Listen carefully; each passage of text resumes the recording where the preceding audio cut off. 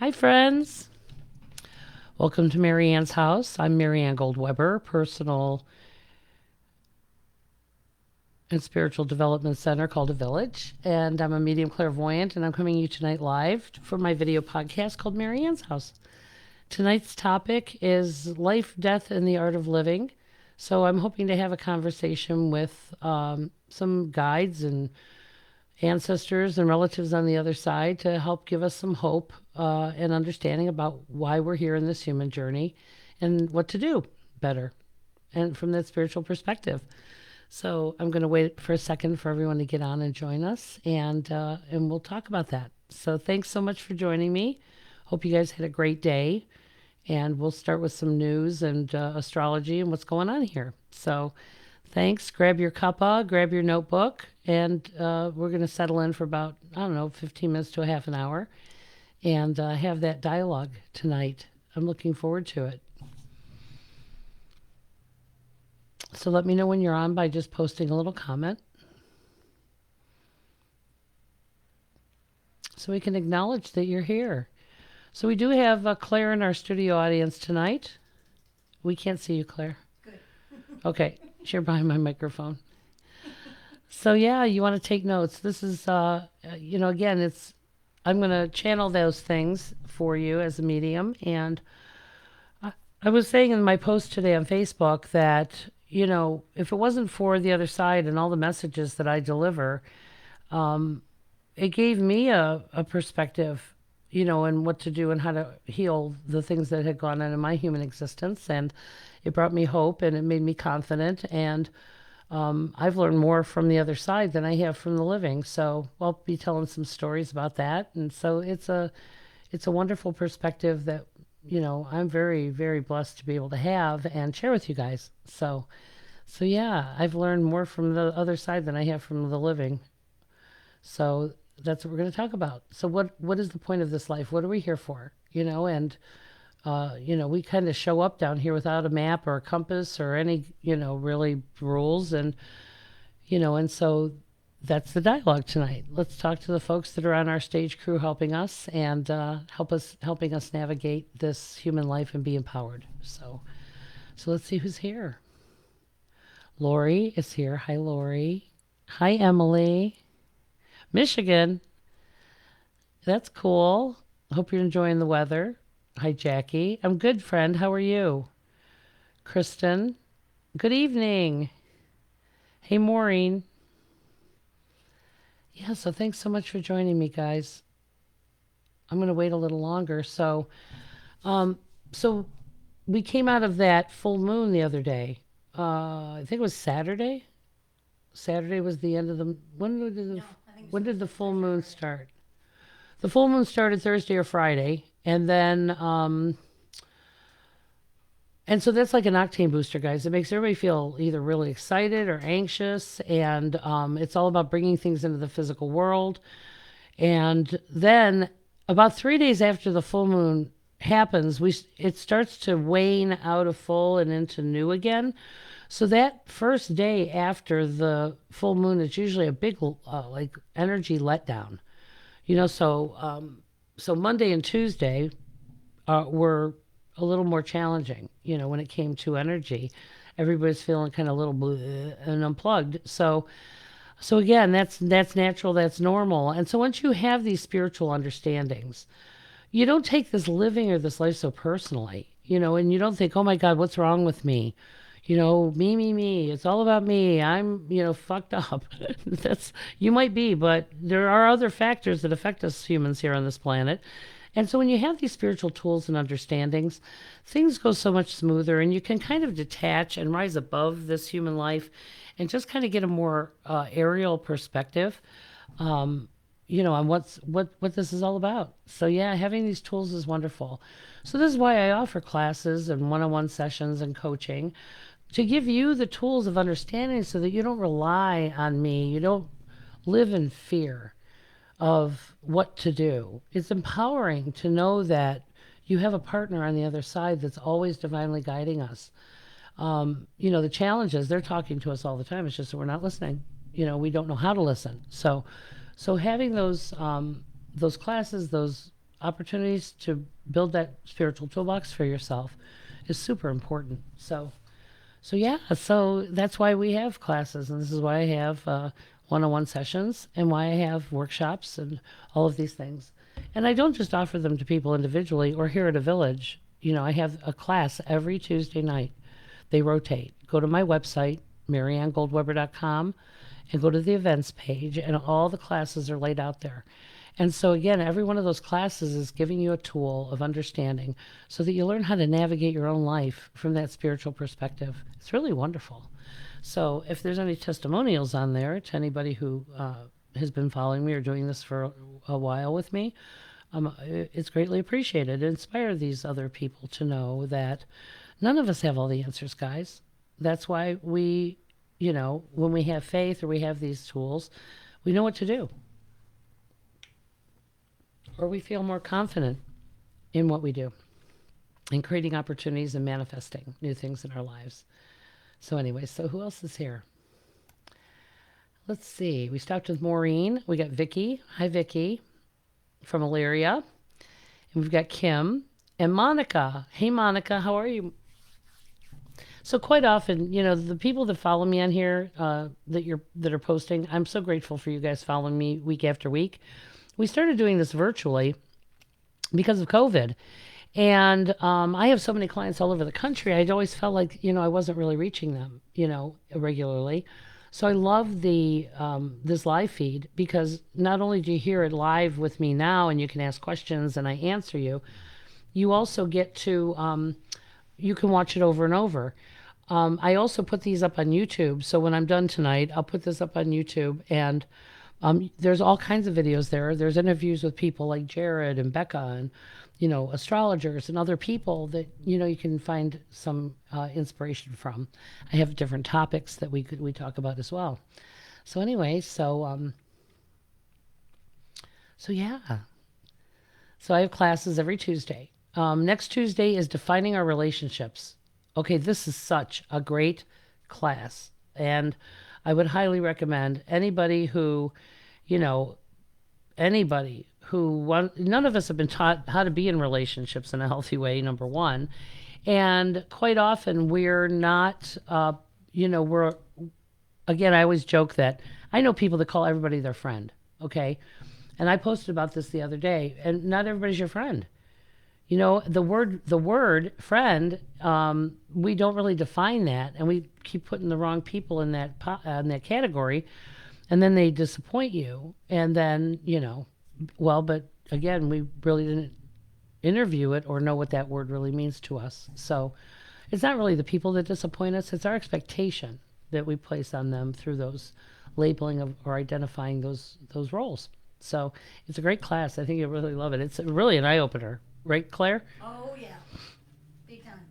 Yeah, I'm big about words, how we use them. It manifests things. So we want to get more clear in our communicating with not only with ourselves or other people, but with the other side. They give you exactly what you ask for.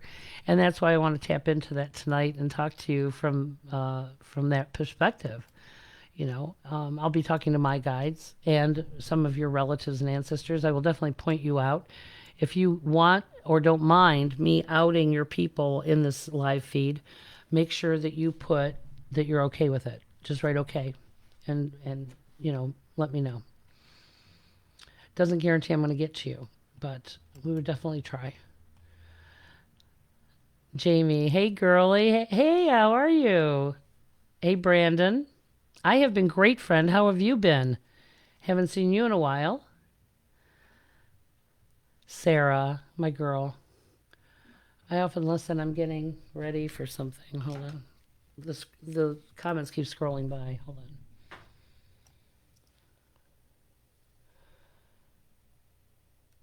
I have been great. I miss Elyria, Brandon. Hey, Kim. Let's see. I've actually been really good, Brandon. I opened a new development center in Parma, Ohio, right off of 480. You should come out and hang out with me. Sarah says, I often listen as I'm getting ready for bed to put me in the right state of mind after a hectic day. Aw, thank you. Yeah, so that's it. When we have these tools for, how to decompress after our day, how to, kind of review where we've been, that's a wonderful tool to get better sleep so that you don't go to bed with all that twirly brain stuff going on. So thank you for that, Sarah. Emily said, that class is life changing. Take it. Yes, defining our relationships. Oh my goodness. Yeah, you don't even know that you've been, what you didn't know till you know. Right, Claire? Oh boy. You don't even know you don't know till you know. And That's then it. you're like, why don't I know this? How can I not How be can I aware? not know this? Well, first of all, who would ever teach these things to you guys? I came from people who had religion. They had these very kind of stuck ideas based on culture and, religion and society. And so, again, all these systems are changing, all these paradigms are changing. And we need to, build our own spiritual toolbox so that we can navigate out there as our world is in this flux. Nobody knows what they're doing out there, guys. So, your insecurity is really not necessarily true or accurate. Everybody's insecure. Nobody knows what they're doing. Hey, Judy, Kristen. All right, kids. Oh, you moved to Cincinnati. That's wonderful, Brandon. Anyway, all right, kids. So I'm going to tap in here. So if you guys are open to me channeling someone, and it could be a guide, it could be an ancestor, it could be a relative, you know, we will not be addressing any. This is them giving us their perspective from the other side about now that they're away from this human life. What wisdom do they have that they can share with the rest of us who are still out here doing it? So, so the whole point of me doing this was that we're taking this human life too seriously. We all chose this. Our soul chose to come to this time of the world in order to help with this giant shift that's going on. And so I found that the people who have the roughest beginnings make the greatest leaders. Because who better than people who stood in the fire or have been tempered by those experiences to lead, to be, those champions out there. And so this is why I work quite often in the industries or communities with people who've had difficult lives, who've awakened to that and are getting accountable to their life. So again, when I had my awakening, it was very clear to me that I was being guided. Now, being who I am, that came through for me through writing. Okay. And so my guide started writing to me, and I started, with these dialogues. And it was to help me, first of all, unravel my own uh, life that was not working properly.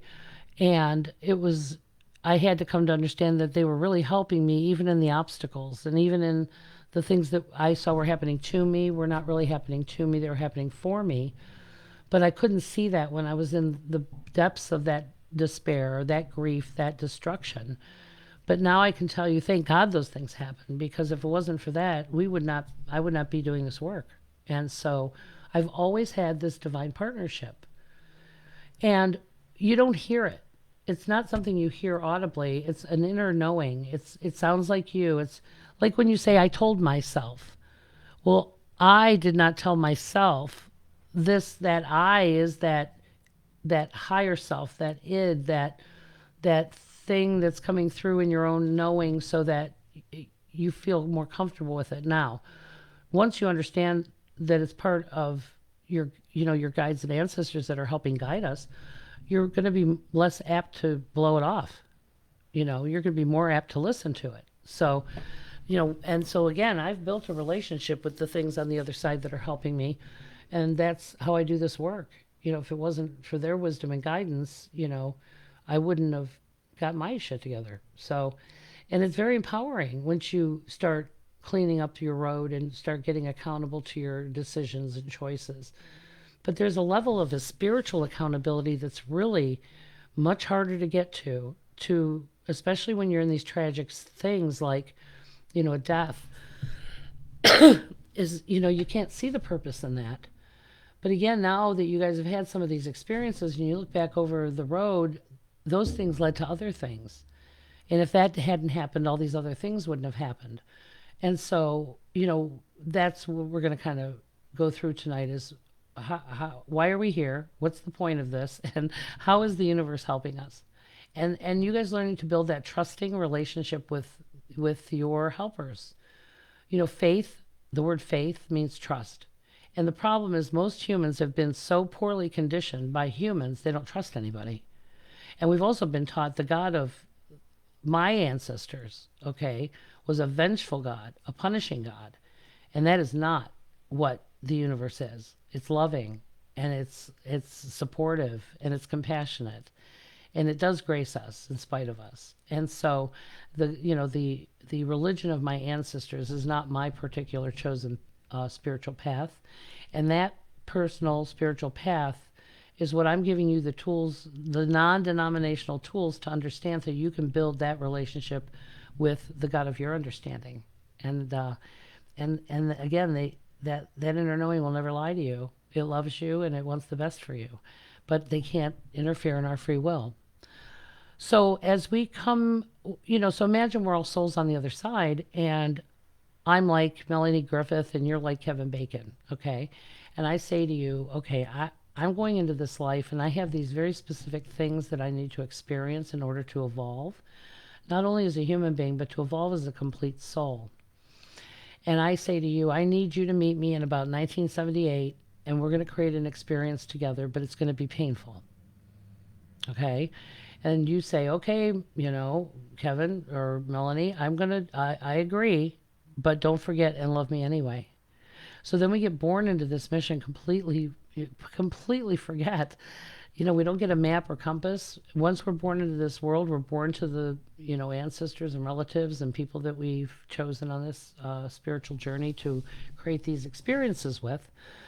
And we start bumping into the things that we asked for and agreed to. So some of those things are stellar and some of those things are painful and some of those things, but they all are containing some lesson or awareness. But we don't and haven't been taught to stop and look at how did that happen? What could I have done differently, or what did I learn from that? So having this divine guidance, I sit with that in what we call meditation. So meditation is a thing where you learn to be still. Indigenous cultures call it toyoe, the stillness. We have to cease movement, cease activity, and get still in order to hear or perceive that inner knowing that's guiding. And some people call that meditation. Some religions, like Hindu and other things, that's a yogic practice, is being still. In indigenous cultures, it's tayoe, it's being still. Because, we can't hear the voice of God if we're just running around the track, or the divine guidance. So yeah, again, the point of this life is to evolve, and not just evolve as a soul with the souls we choose to experience this with. We also are, when we get back to the other side, we take all of the things that we've learned and we get to review it and see what the backstory was. Why did we have those experiences? And that's what we call the light, or the awakening to the total journey. And that's where we add this life into all the lifetimes we've had. And that's where you remember that you're Melanie Griffith and this was a role you took. And so we're evolving as a soul throughout these different incarnations or lifetimes. Now, it's very hard once you're in this human form to not take it personal. And again, when things get super painful and we're trying to control the outcome, that's one of the messages of awakening, is reaching these places where, no matter what you do, no matter how much you control it, it's not working. So until you sit still or forced into being still on some level, or let go of or can't control it, and when things get out of your control and fall apart, that's when the universe can really help. We got to get out of the way. So let's see who's here. Hold on.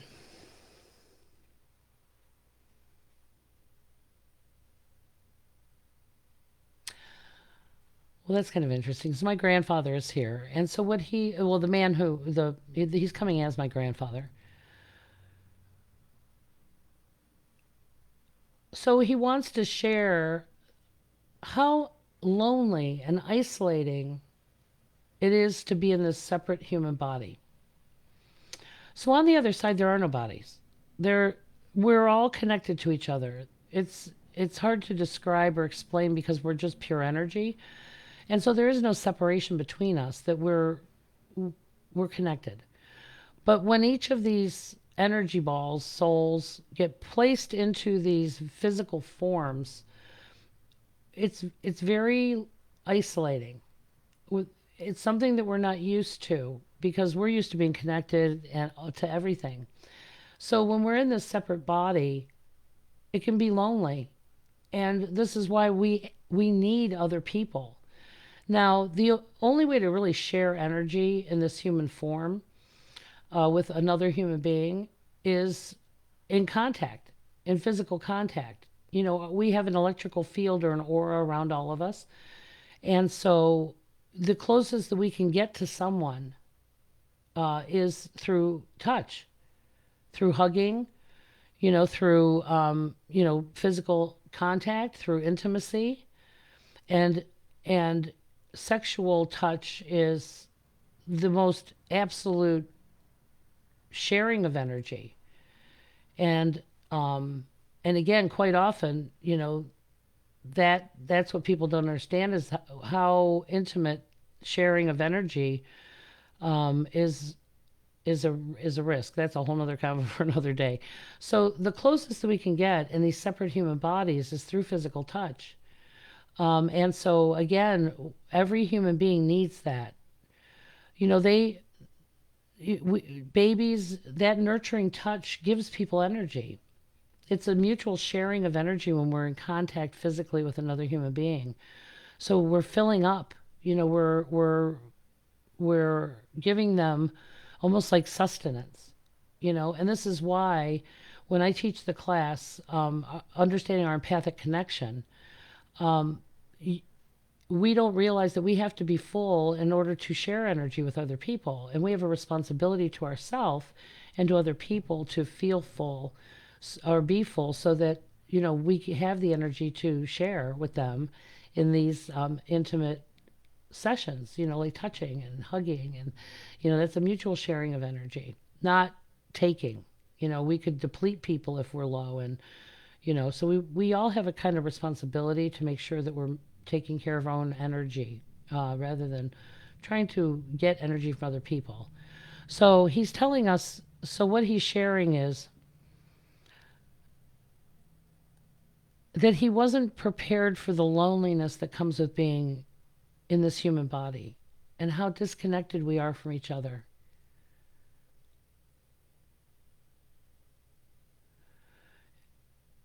And how neglectful loneliness is. How we're neglecting each other, ourselves. We're neglecting ourselves by not being with other people. So we have to learn how to build trusting relationships that we can rely on to, so that we're not alone and we're not lonely. So thank you, grandfather.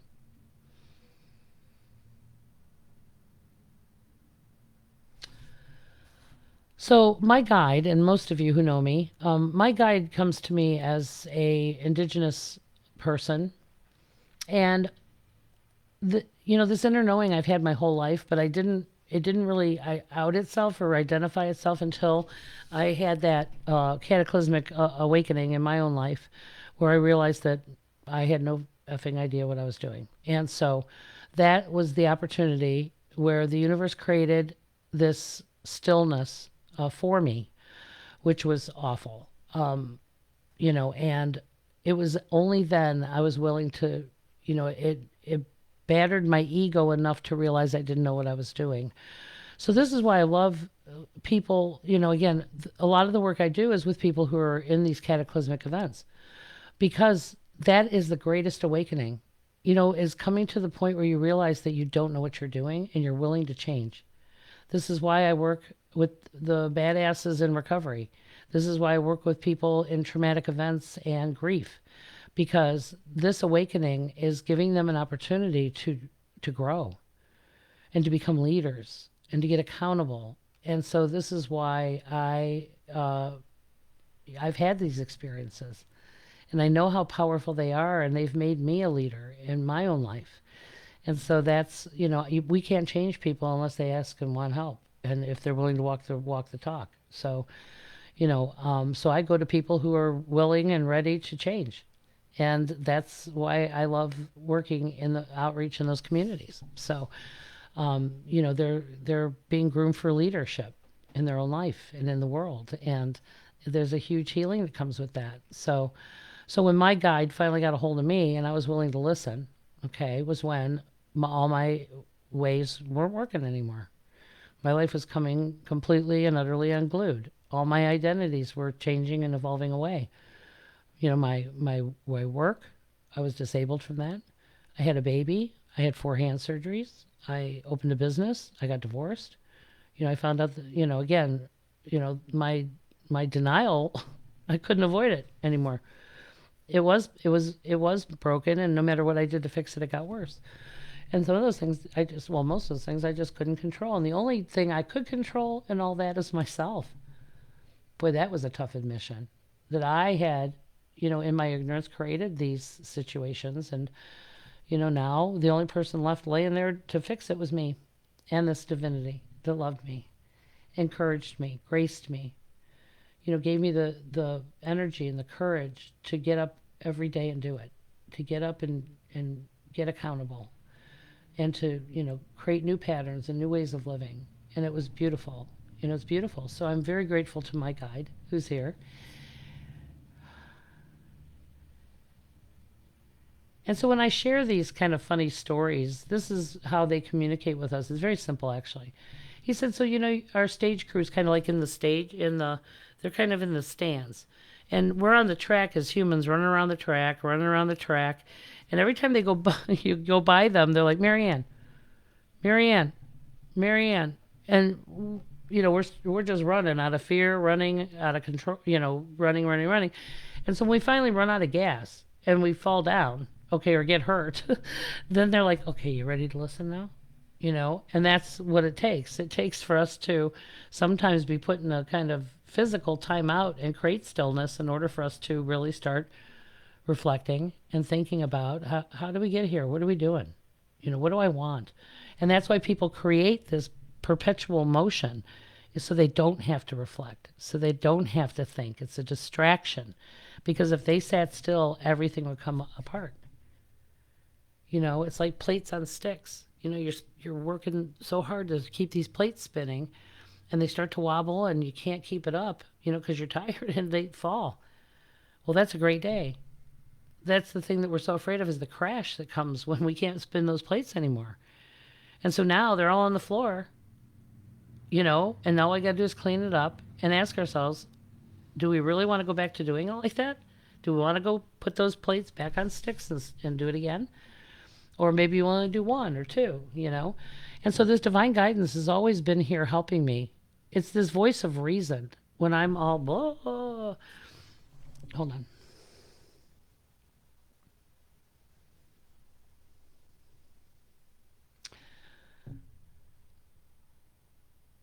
And that's who taught me the rules. So they cannot, he's saying, we cannot interfere in your free will.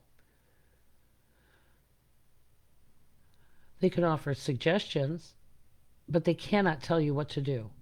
And quite often when people want a session with me, they want to know what to do. Okay, well, they can't, now that you're asking, they can share with you the solution. But most of the time, it's not what you want to hear. It's what you need to hear, but it's not what you want to hear. And that's the hardest part for me doing this work, is I am obligated, because of my relationship with them, to give you the truth when you ask for it. The true message. I get out of the way and I just deliver it. Now, I know there's some of you on there that have got some very harsh messages about change. And it's always loving, guys. That's the thing, is they love you enough to tell you the truth. Like a parent, like a divine parent. We don't want to hear the truth because, it brings up all this emotion.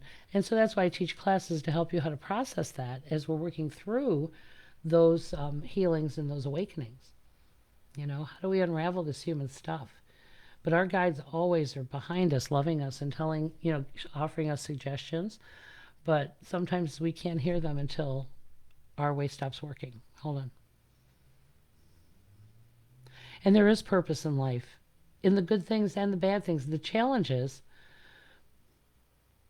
we've been taught by misinformed people how to be human. My people got information. I said it's like a bad game of telephone. They got information from their people and their people before them. Well, that's why right now we're having to put all these systems under the microscope because they're not working. They haven't been working, guys, for a very long time. And again, so we have to change it for yourself. You got to decide what is acceptable to me and how can I support or help people as they're changing, or whether they're changing the system. But, my grandmother got married when she was 14 years old out of need because her mother couldn't feed her as a single mother with 9 children. So she had to get married in order to alleviate the pressure off her family. Okay, that happens still, guys, but it shouldn't. That's not okay. And we're not in 1920 anymore. Where it's a different world now. Those rules don't apply anymore. And so we have to really start looking at what's best for everybody. And we have to be part of, those changes. Hold on.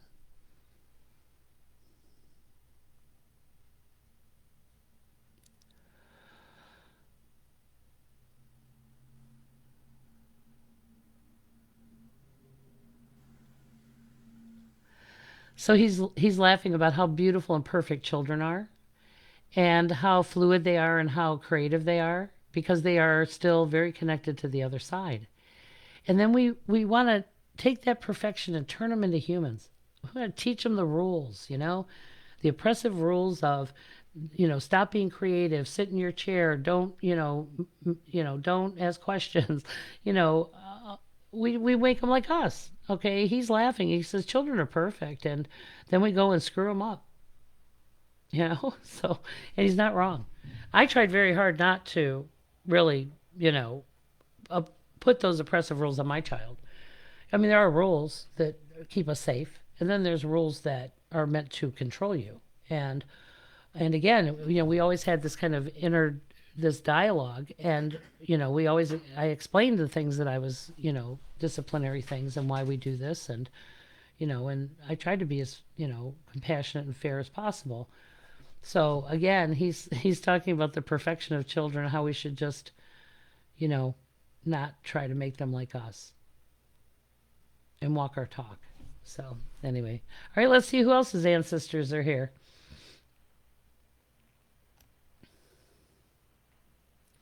Many of you have had sessions with me where my guide was the person who shared those informations with you, whether you knew it or not.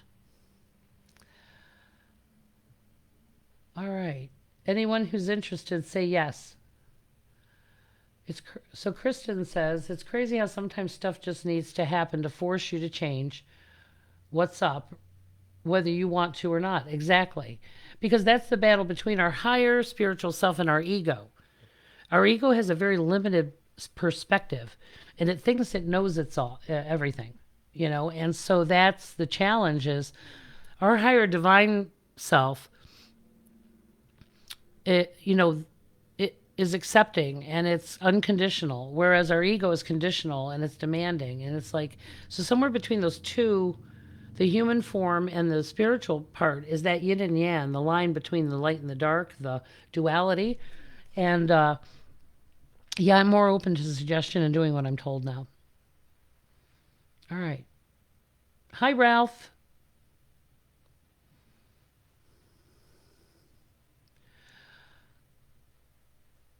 So, okay, so this is for all of you that said yes. So, we want a message, but then we take the message and we just discount it. So, it's kind of irreverent. I mean, if you're asking for the universe to give you a specific message and then you dishonor it by doing it your way some more, okay, it's only going to get more painful. You've asked them for insight, they give it to you, and then your big fat ego goes and does it your way some more. I mean, that they don't see it that way, but they don't see it that way because they know we're human and we're ignorant. And so they'll keep repeating the damn message over and over until you gotta, until you decide to do it or not. I know a lot of people who are on the other side who thought they knew what they were doing. They blew off the message, and now they're on the other side, and it's over, and there's not a damn thing they can do about it. So if you're going to ask for insight, okay, that's a sacred thing. This isn't me, Marianne Goldweber, telling you stuff. This is the divine. You're asking for the divine's perspective, and then what are you doing with that? Right? Hold on.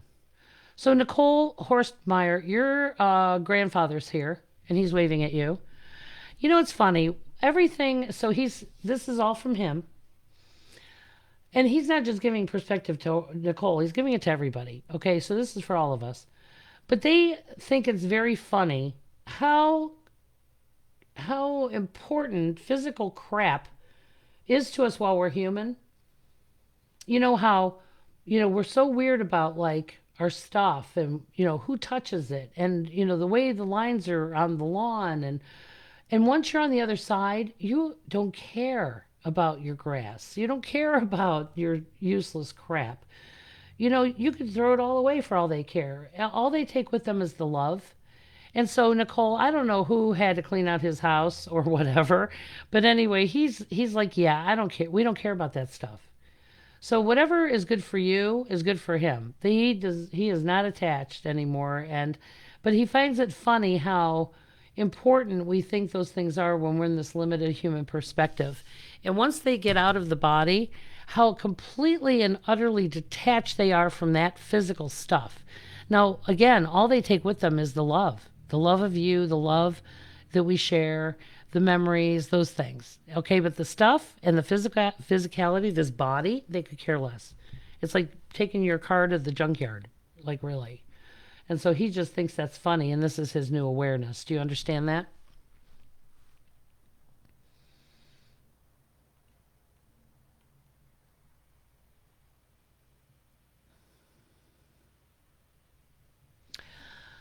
Okay, so Kristen, this is for you, Christy. Now, don't ask me who this is. It's female. I think it's a grandma, but it's a bigger group of people. You got to lighten up, okay? First of all, this is a marathon, not a race. We have been taught suffering, and we are trying so hard to unravel some things sometimes that we're just taking ourselves in this life too seriously. You have to learn to laugh, okay? Because some of this shit's just funny as hell. And we've got to learn to laugh at ourselves and not be so damn serious.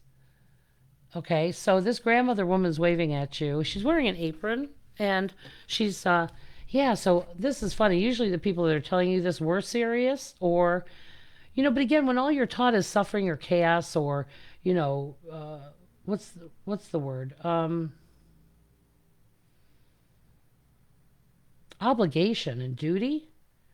Okay, half those rules just didn't matter, and this life is about joy, guys. Okay, so yeah, we can just sit there in our pity pot and misery and suffering, but that was taught. People taught us that. Okay, that is not what this life is about. It's about experiencing things, building wisdom through those experiences, enjoying this life, and leaving it better than you found it. Okay, so again, we've been oppressed by ourselves, oppressed by the systems, oppressed by people, and we're grown people. We can make these choices anything we want it to be. Anyway, but he's just saying, he was so amazed by how detached they were from this human crap. So I don't know if that makes sense to you, being on the other side. Now, he's got a new perspective.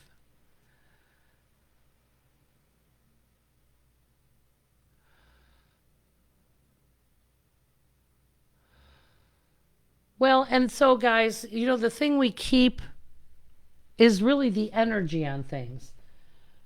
they don't care what we do with it, but this is why we keep stuff. Okay, so let's say this is an heirloom. This heirloom has human energy on it and it has memories on it, and that's really what we keep. But when we clear the energy on things, quite often it just becomes a thing again. Now, there are things that we keep sentimentally, and that's one thing, but not your whole damn house. Not every spoon. My grandfather, oh my God, bless his heart.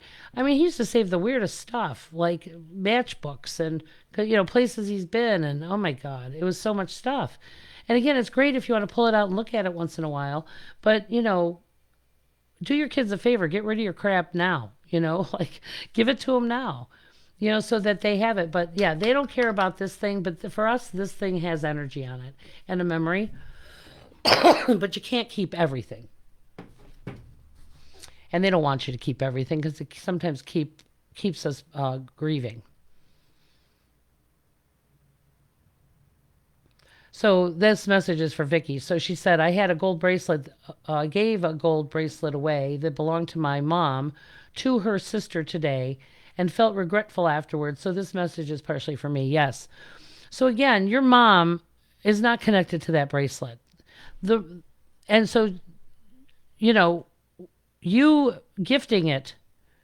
So indigenous peoples have this ceremony after someone dies, about a year after they die. It's called the potlatch or the giveaway ceremony. And so what they do is they take everything that belonged to the person and they gift very specific things to other people. And then they leave the rest for the entire community to take what they want. And they let it all go.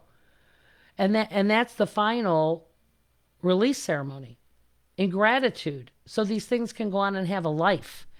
So again, Vicky, if you were compelled to gift that to her, our guilt, I don't know where your guilt comes from if you think your mom would care or whatever. So again, she's confirming, and through this grandfather, they don't. They want what's best for you is best for everybody. And so they're good with whatever you decide.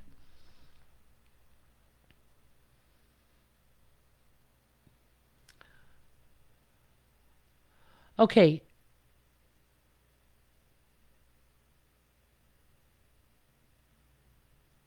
Okay.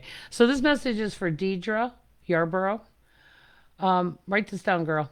So there's a woman like grandmother here, and she said that you're full of shit. Okay? Like you say one thing and you do another. You preach a great game, but you don't always walk your talk. So people don't listen to what we say, they watch what we do. And so I don't trust people who don't walk their talk. In my life as a child, everybody said one thing and did something else. So I know you want to do this stuff, but it takes practice, Deidre. We have to do it every single, if you're going to say it, back it up with action. Okay. But she's making fun of you, actually. She's not giving you, a spanking. She's just saying that you got to be careful. You think you know it all, but you don't. And if we're so smart and we're giving all this advice, why are we not taking it? All right. So write down your good advice. Don't give it. Just take it. Hold on. She's waving at you. Hold on.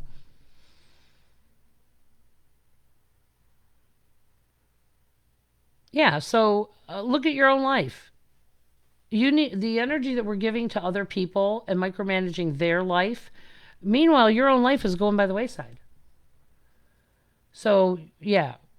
So she's been trying to inspire you to sever some of these energy sucking situations and getting you to focus on your own backyard. So write down all that good advice that's coming from the other side, and I want you to start actually doing it. So again, why aren't we sleeping? Well, because we're touching all this stuff. So this care of the empath is learning how to navigate energy and how to fill your own cup and to not take personally the energies that are outside us. Because people say to me, oh, I'm depressed or I'm anxious. Oh, the moon, I'm an empath. Okay, well, first of all, being a flaming empath, there's reasons for that. There's also ways to stop doing that and mind your own damn business. But most empaths are very nosy and are intrusive with their reading people's emotion, reading energy, and they get themselves inserted in all kinds of other people's chaos. So it borders on codependence. And so we have to mind our own business. If people need help, we might not be the best person to help them. So Anyway, your grandma's waving at you. So yeah, mind your own business. Don't answer the phone for just anybody, okay? And disengage yourself from other people's chaos. Oh, I'm so sorry, Deidre. So that's your mom? Oh yeah, she's hilarious. So which is funny. Again, now that they're on the other side and see the big picture, okay, now she sees how her uh, advice was not advice, it was criticism. And again, like I said, nobody listens to their parent. They watch what they do. My parents talked a great game, but they never walk their talk. And I'm like, well, how's that working for you? And so this is where we have to build these trusting relationships with our children and not only say it, but actually do it. They're paying attention to that. So anyway, so your mom is blowing you a kiss and waving. So, uh, so before she kind of backs away here, she wants me to tell people about cemeteries and burial and stuff like that. So that's the next thing. All right, let's see what else we got here. Questions we have from you guys. Jenny Persinger says, take my car to the junkyard. Yes. You're welcome. Yep, garage sale and giveaway time. This is the perfect time, guys, to start clearing the cave to get ready for winter. I just posted about this the other day. Fall is a time of hibernation, getting it ready, getting the cave ready for hibernation. So start now. Aw. All right, let's see what else we got here tonight.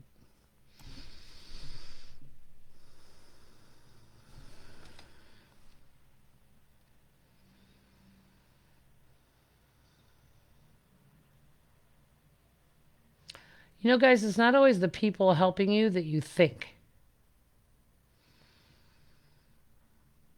So sometimes people didn't look like they had any idea what they were doing down here. But once they get to the other side and they look at the backstory, they're your greatest supporters. They're your greatest helpers because they weren't necessarily helpful in this human life. And so, they're really now Kevin Bacon, who used to be your Uncle Bob. Okay. So he's transcended this flawed human life. And now he's one of your biggest supporters. Okay. So Monica, there's a man like brother here for you, Monica Boytel. And that's the message from him, that I may not have looked like knew what I was doing when I was on the other, here, but I sure as shit know what I'm doing now, because they see where we need to be, and they again have transcended this one human life, and they're the sum of all their lifetimes. So there's this man like a brother, and so I don't know who he is to you, but he wants you to know that they're always guiding us, guys, but they can't help us if we won't do anything. If you don't change, they can't help. They can offer you all the suggestions and advice in the world. And if you blow that off and do it your way, good luck with that. It will get more painful. I guarantee it. Or time goes by and then you were afraid to live. And now on our deathbed, we're like, wow, I should have gone to England. I should have done this. I should have done that. That is not the place to have regret, guys. Is at the end of life. We're all in the process of, this is a marathon. It only lasts so long. Don't waste time. And that's what he goes, amen. Yeah, don't waste time, guys. Time's precious. Then wasting it on chaos and drama and other people's bullshit. Like, really, just, if they need help, give them my card. But sometimes they're addicted to, letting you do it for them. Anyway. He's waving at you.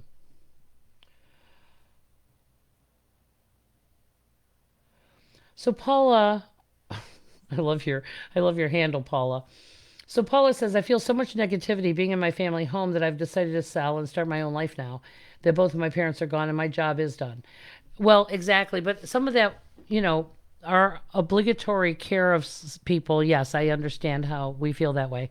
Now, and I understand sometimes our familial home is so full of memories and energy that may not be positive, especially if, this, getting older, chronic illness, stuff like that is still stuck. And again, they're not holding on to you, expecting you to live there. Now, I do clear energy in houses, guys. So quite often we can remove 90% of that, okay? But again, nobody's expecting you to live in your familial home. And however, before you sell it, you might get more for it if we smudge it. So, and sometimes if we come in and clear the energy in the house, it clears the energy on the stuff and it makes it that much easier to let go of. So make sure you clear when you're done purging or assessing things. You can smudge or use sage before. You can also use sage after. And you want to open the windows and let that energy out because, when you upheave those things, the energy kind of gets weird. So if I can help with that, or any of you guys want to schedule a smudging of your home, now it's not cheap, guys. I mean, when I'm done, it's done. There is nothing in your house, energy-wise. There's nothing attached to your physical stuff anymore. So it just is so amazing. It looks like you had a paint job and we're done. Now, what you put in your house after that, that's on you. So if you want to give me a call, we can do that. So hold on. Let me see what other quick wisdom is coming from.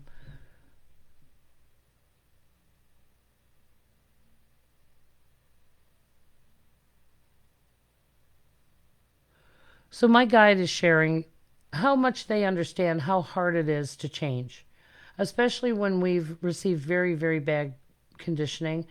And and again, awakening is such a beautiful thing because it actually gives all of your experiences, you can start seeing the purpose in it. It wasn't designed to tear us down. It was to temper us for greatness. And some of you don't feel like that would ever have happened. That other people have been telling you that you're not enough your whole life. And now you're finding out that you're powerful. And you scare the shit out of them. And that's why they kept you down. So our guides love you. And that's what they want you to know. Each and every one of you is being divinely guided by guides, by ancestors, by relatives. We're being supported while we're changing, while we're making decisions. And so again, what's the next right thing? If you just do the next right thing, the universe, it's a block in the road, and the universe brings new opportunities, new people, new experiences. But again, we're addicted to sometimes suffering and chaos, and they don't want you suffering. They want you joyful. Your loved ones and ancestors see that they left you with some misinformation. So they want you to be happy, and they want you to enjoy this life. Even our pets, our companions in this earthly walk are all still loving and supporting us. So anyway, so that's what I got for you tonight. Our dialogue with the other side is, know that there is help. There is hope. That anything can be fixed. There's nothing that's irreparable in our life.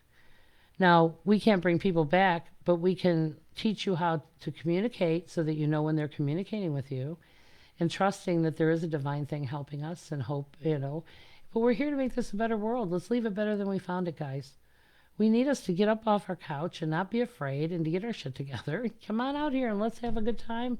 Let's bring this world together, okay? So, all right, let's see what else we got before we say goodbye. Do you have anything any questions you had, Claire? No. Okay.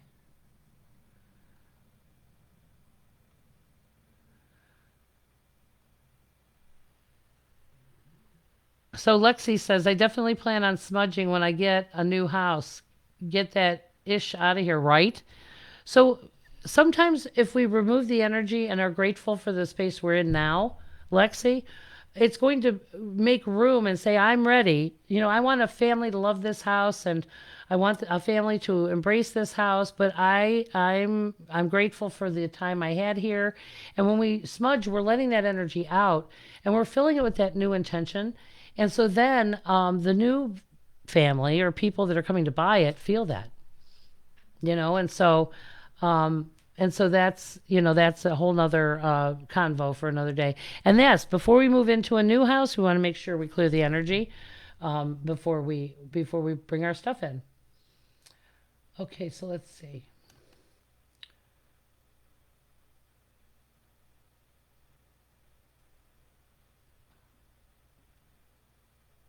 Yes, Margie, just take what you need. And again, I know you might want to get some sage or salt water even, and just open the windows and let the energy out as you're taking just what's important for yourself.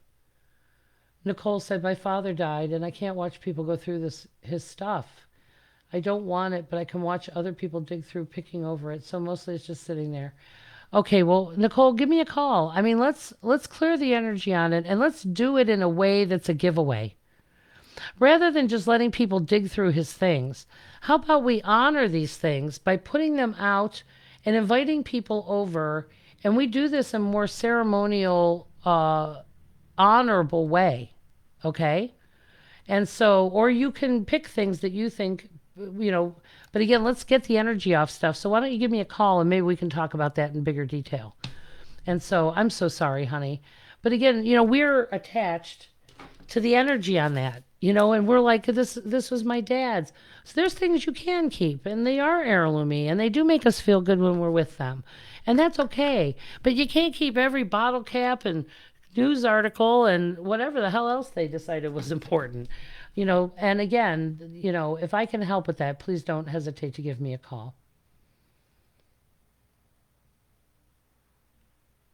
So my guide saying, just remember, we all have a stage crew.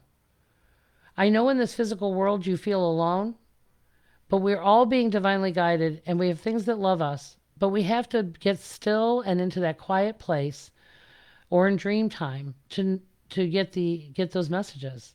So that's why I clear up the static between you and that other side and help you guys through this human stuff that was left behind with our misinformation. So thank you for joining me tonight, and thank you all for listening, and the universe and guides and ancestors that are all here. You got to sleep to dream, guys. So take a salt shower, rinse off the energy, go to bed, and write down what you remember in your dream time, because that's where we go backstage and get to hang out with them. Now, it's not allowed to happen all the time, but when it does, it's amazing. It's powerful, and it makes you feel like and so you are having an experience. And so it gives us hope. So from one human being to another, keep the faith, pray for our world, and let's come together. Let's be a village, and let's leave it better than we found it. Okay.